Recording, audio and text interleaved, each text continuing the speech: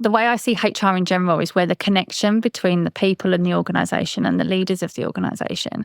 And I think if you have a global organisation, people will look to HR for answers, for everything. And it is exactly the same if you have global as you have UK.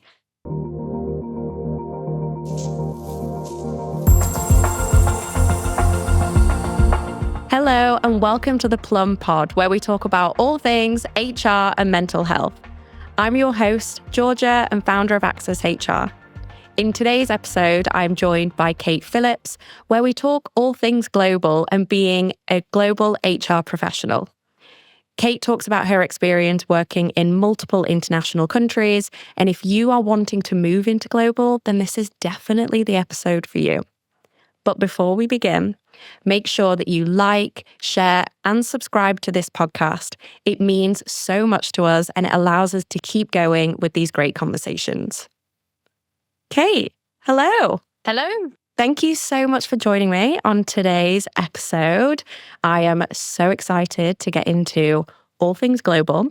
And for our listeners, I would really love if we could set the scene a little bit and so that they can get a better understanding about you. So I have one question that I ask every single guest at the start. And the question is, was HR part of the plan or did it happen by chance? It definitely happened by chance. I fell into HR. I didn't go to university. I went straight into work from college, did my A-levels, worked in House of Fraser selling furniture. And I started doing training in store. And that's how I fell into it. So I started doing like all the inductions, like the Fraser card train, the till training, all that sort of stuff. And I really got into it. So my next job became like a much more training focused job with HR and recruitment attached to it. Because we do everything, right? Because we do everything, right? It was good. It was a great way to start. I literally got thrown in at the deep end. I think within a few weeks I was writing notes in an investigation meeting. And not that I knew what an investigation meeting was, to be honest. I was about 22 and just worked in a shop kind of thing. But it was good. And then from there, I got my passion for it. And I've done loads since. I've gone HR administrator, I've worked in the city. That's where I got my first international exposure in London. Done the regional role as well. Worked across Europe. I'm now in a global role as well. So yeah, it's kind of definitely fell into it. Oh, I love that because I also fell into it as well. I don't know any person in HR who says, I grew up aspiring to be an HR professional. But I always just love that question because maybe one day on the pod we'll find that person. Yeah, I don't know. Will. You spoke then around being in global. And for our listeners, how would you explain what global HR actually is? It's a big question. Global, there isn't a very quick answer to this. Global HR is, as you know, many, many, many things anyway. You just need to add the rest of the planet into that. And it can be anything from managing, your strategy and your culture and everything for your organisation. It can be looking at employment laws across the world, setting up new businesses across the world. That's a lot. I've done a lot of that. And that tends to be what you get stuck into as well. And it's been, global HR can be teams across the world. You can be a leader, like a head of, for example, or a director would be a leader of a team that could be all across the world. But it doesn't mean you know everything about the entire world. That's what your teams are for. That's what your tools are for. So global HR there is no specific answer for that at all. How did you get into it? I fell into that as well. So I took a role in London as a HR coordinator for a huge global company. I think they were a recruitment company. And I started off at the coordinator level. I had a really good manager there who really developed me. I got promoted while I was there and worked on a team specific to setting up new ventures. And I was a junior specialist. My manager was excellent. She really helped me to sort of grow, learn what I needed to learn. I think my recommendation would be, if you want to get into global, start at an established company. Because that company was so established, their processes were perfect. Their managers across the world knew what they were doing. They knew how to use HR and they knew who they needed to talk to, what processes they needed to follow. So that makes it very easy for a HR professional to learn because you've got the structure there. So it's much easier to learn it that way than it is just to go into a company and go, oh, yeah, can you go and set up in Australia? Oh my God, I don't know. I don't know what that would look like. It's so complex. So complex. And I guess that's a really good starting point, because then the company has already got a reputation in that country.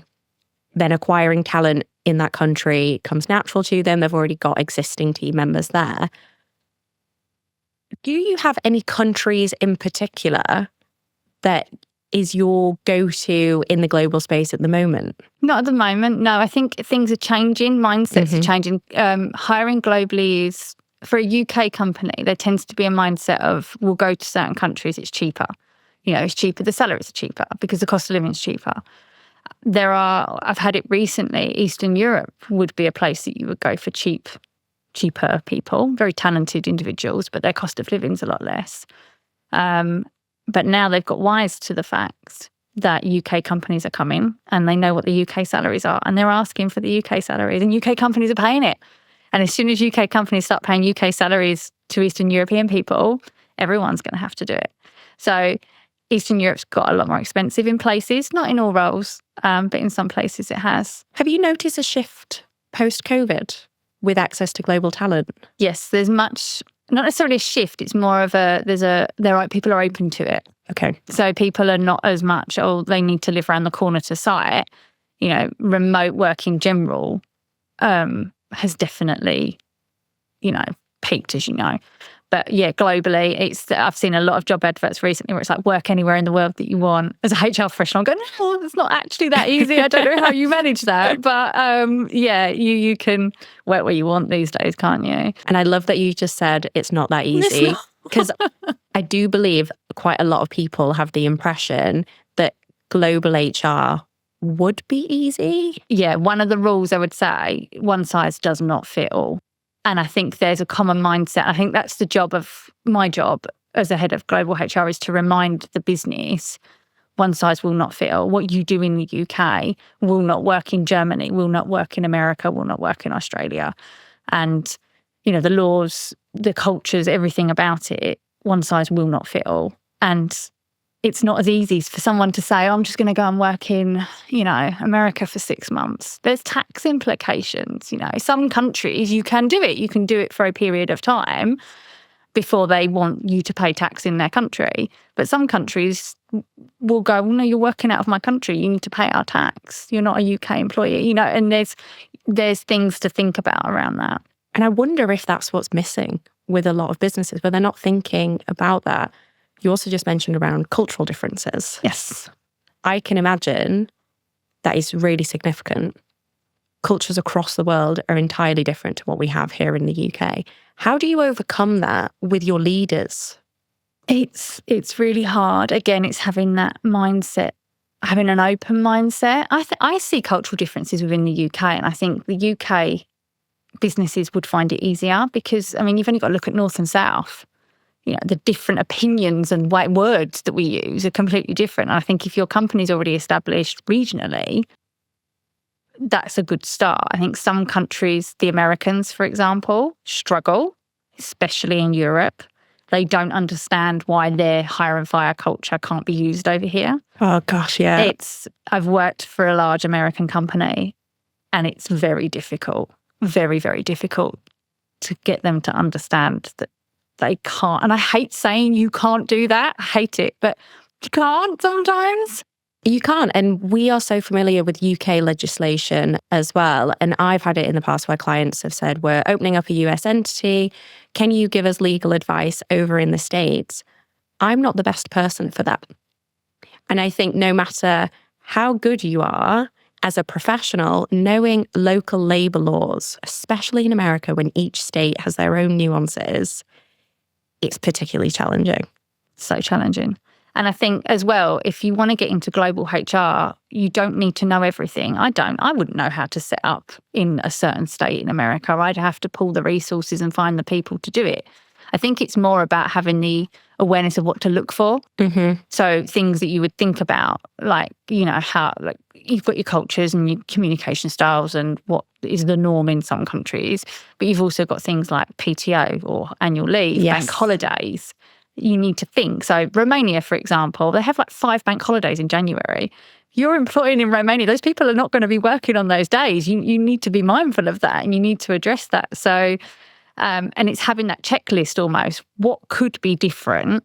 And then go and work out what is different. Talk to me about how somebody could find that out. So as an example, if they do have team members in another country starting and wanting to move into being defined as a global HR professional, how could they start out with that? This is where I struggle, and I think global HR struggles. There is no database. There's no go-to. It would be lovely if there was. There's a couple of websites that are really good. Lexology is one that I definitely recommend. They have a free section as well, and they do like daily updates for different legislation changes across the world, which is really good. If you can convince your organisation to pay for their bigger package, not that I'm promoting them here or anything, but it's just an example, but there's not many companies like that. And I think that's probably more the point that I'm trying to make is getting the information can be really, really difficult. If you're setting up new, and something I'm using at the moment is something called an employer of record. So I'm in a smaller company at the moment. They're going global. I'm helping them to go global. So if they say, I want to hire that person there in Germany, we don't want to set up a legal entity. We don't want to have to deal with all the different laws and things you need to set up a business, let alone the people side of it. Employer of record allows you to employ someone without actually being the employer. It's a really useful tool, and I'd highly recommend companies look into it. And they provide the HR advice. They can, and you can be, so the company that I work with at the moment, I can be as involved as much as I want to be with the employees. So if the manager has an issue with them, I can either direct them to this company and they'll just go off and deal with it, or they come to me and then I'll go to that company, get the advice and guidance and, and work with them on, so you can learn that way. It's really interesting. That is really interesting. And I love that you've got the HR professionals who know that particular country, the back of their head, that's their responsibility. And it's not our responsibility to know everything. We can't possibly. There are so many countries in the world. It is not realistic to ask us as HR professionals to do that. A question I've got for you. What is the biggest challenge that you face with being a global HR professional? I think probably getting the business to understand how complex it can be and how it's not that easy to go into other countries and just say, pick a country and go and hire there. It's a challenge because HR is a service at the end of the day. HR is there to provide a service to the business. We're there to advise and guide, and mitigate risks, et cetera, et cetera. To do that on a global scale when your CEO is telling you, no, we're going to go and set up in Germany, and you're going, oh, you can't, there's loads of things we need to think about. It's about coming up with the options quickly and providing those solutions to those managers, much like you would do in the UK. But it's a massive challenge trying to get people's mindsets to change and understand that things are different in other countries. Do you ever start with like micro suggestions? Do you ever find that helps with getting senior stakeholders on board? Yes, that can work. I tend to be, the way I operate is very to the point, make it as simple as possible. You do the research, you get confused and complicate everything, and then you break it down, you bullet point, you highlight to them what they have to do, what you'd recommend they do, and what would be a nice to have, and things to think of for the future. And you break it down so that they have all of the information and you provide those solutions for them. That's how I approach it. I think I'm a believer they need to be told you're there and you're not doing your job properly if you're not telling them the risks and your opinion. Some people thank me for it, some people don't.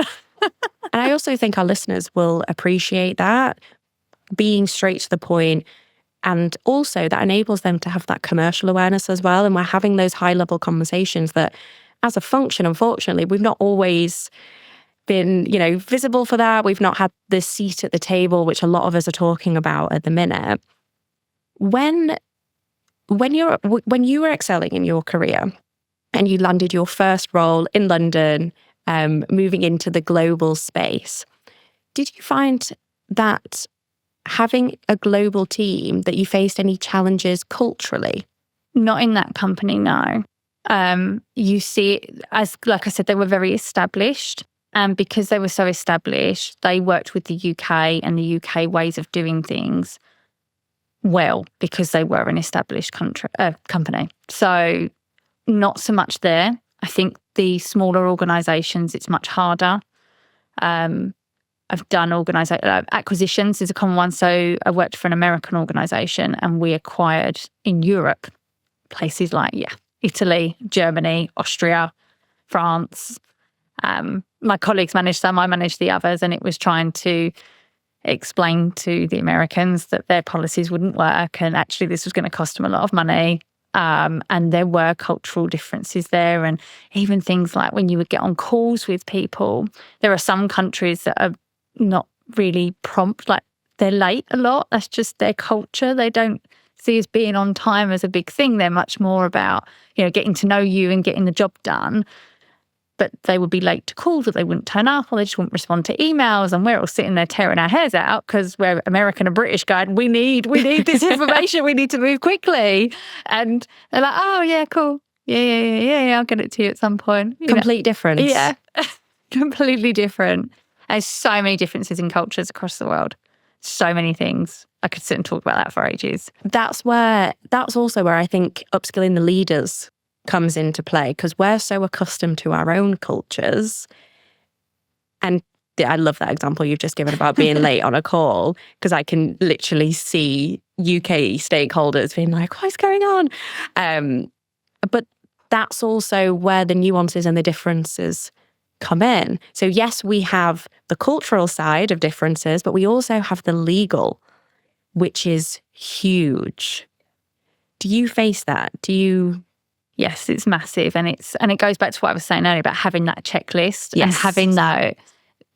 The more countries you work with, which is why I recommend you starting an established company, because they'll have their checklist. They'll know exactly what questions they're asking. That you'll see what is different about Norway and Sweden and France and Ireland. Even Ireland and the UK have differences, and they're probably the closest you'll get, but they're still different. It's just about getting the checklist, knowing what to look for. The information is not going to be on Google all the time. And the thing is, you can Google it. You can Google employment law in Germany. It's in German because it's much like the ACAS website, for example, is in English. So the German laws are in German, as are the Austrian, the Spanish, especially in Europe. Very much not English translations of their laws. And you've got unions and things to worry about, and collective bargaining agreements, that they are law in some countries, and they make it so hard and so complex. For our listeners, potentially they have never heard of global HR before they've listened to this episode, hopefully. How would you describe why it matters in an organisation to have a specific global HR professional?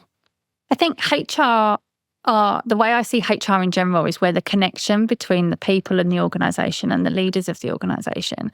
And I think if you have a global organisation, people will look to HR for answers, for everything. And it is exactly the same if you have global as you have UK. So global HR is important because they will hold everybody's hand. They will make sure everything's done correctly. People will go for them with questions, and we're expected to upskill those managers and make those managers aware of those cultural differences and train them, and have all the answers and know everything. It's exactly the same, but it is important because we are the person that everyone goes to. Well, I'm not sure how that would work. Go and ask HR. It works exactly the same when you're dealing with another country as when you're dealing in the UK. Do you feel that when you were progressing in your career and you got your first global role, you knew what you were signing up for? No. I think I got a job in London and it was like, there's all these different countries. I'm like, okay, cool. I'll do a contract. So there's the contract for Russia. That side's Russian. That side thing. Oh, right. Okay. Yeah, fine. So hang on a minute. We've got to translate stuff now, So that's massive, is language and written language as well. But yeah, Russian contracts, for example, we would have local people that would translate the bits they needed to translate on the contracts. And I was like, okay, I found it interesting. I think I'm one of these people that likes to learn and likes to take in more information. So for me, that's why I like global HR, because there's always something to learn. Like last night when I was preparing for this, like I said to you, like it was like preparing for a job interview. I was Googling stuff and I was learning things I didn't know. And I was like, that's really interesting. I didn't know that, about different countries and different examples of things. There's just so much to learn. So it's brilliant. And every day I can imagine is so different. This is one of the things that I love about being in HR. No 2 days are the same. And I only support in the UK, never mind global. So I can imagine for you that every day is different. And that also makes your job exciting. It does make it exciting. And I've had the opportunity to go into Europe and work on like a European task force for a project. That was fascinating experience. There was like, I was the representative in the UK, and then there was Germany, the Netherlands, Spain. And I love people watching as well. So to watch how people behave in those situations. But yeah, the opportunities you get are so interesting and exciting. The people that you meet and the things you learn about different cultures, you have to have an interest in that. And you have to have a respect. We know that in our job anyway.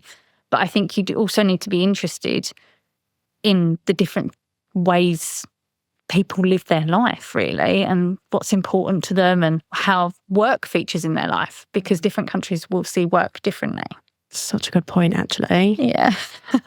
And I'm just thinking of like my experience, and predominantly for me, I've had clients who have entities in the States rather than Europe. And that was a challenge in itself. I learned a lot about their team members. And I completely agree. I think it's also building the frameworks and the foundation that is fit for purpose to them. You said earlier in our conversation, a one-size-fits-all doesn't work.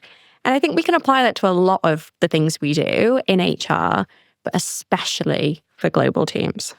Definitely. They're all so different, and people have such a different outlook on work. And you see it when you watch things like TikTok, and you see obviously the comparisons to the UK and America. Yes. There's loads of it out there, but the Americans do, work a lot more than we do. It's frowned upon to take time off. Asia's very similar. Japan is work. And if you take time off, you're frowned upon by your colleagues. Unless you're actually going on a holiday, why would you want to take time off work? Whereas over here, and in Europe in general, mainland Europe is much more flexible than the UK. UK is actually quite a nice middle ground compared to the whole world. But some people some people are more relaxed. Some people are very hierarchical, depending on which part of the world you're in. And you need to be aware of that. And you can get yourself in trouble sometimes. For our listeners, I can imagine they are sitting there thinking, right, okay, Kate's talked about Asia, she spoke about in Europe, but what are some good examples of differences compared to the UK? Okay, so let's talk about culture first. So in Japan, for example, very hierarchical. You wouldn't challenge your line manager like you would here. So if we were sitting in a meeting together, you come up with ideas, and if you think your manager was wrong, you'd probably say, actually, I think this would work better. That part of the world, you wouldn't do that. And you would you're very much looked after by your manager, and you're coached by your manager, but you wouldn't speak up and challenge. We've said about lateness, things, Latin American countries, Spain, Portugal tend to be a bit like that. They're not as prompt to meetings as what the British and the Americans would be. I read a really interesting example last night about a guy who had a team, and he brought them all together, and he had American, British, South African, and Vietnamese. Interesting. And he was in the room, and he was like, let's just, I've forgotten what the word is, throw some ideas around, and we'll write it up on the board. And the Brits and the Americans, South Africans were going, yeah, do this, write this down, like a mood board type thing. And the Vietnamese were staying very, very quiet. So he turned around and said, Bob, for example, Bob, got any ideas? They shut down, they looked like they'd been slapped in the face, absolutely mortified. To call someone out from that sort of culture and just ask them on the spot, that's just not the done thing.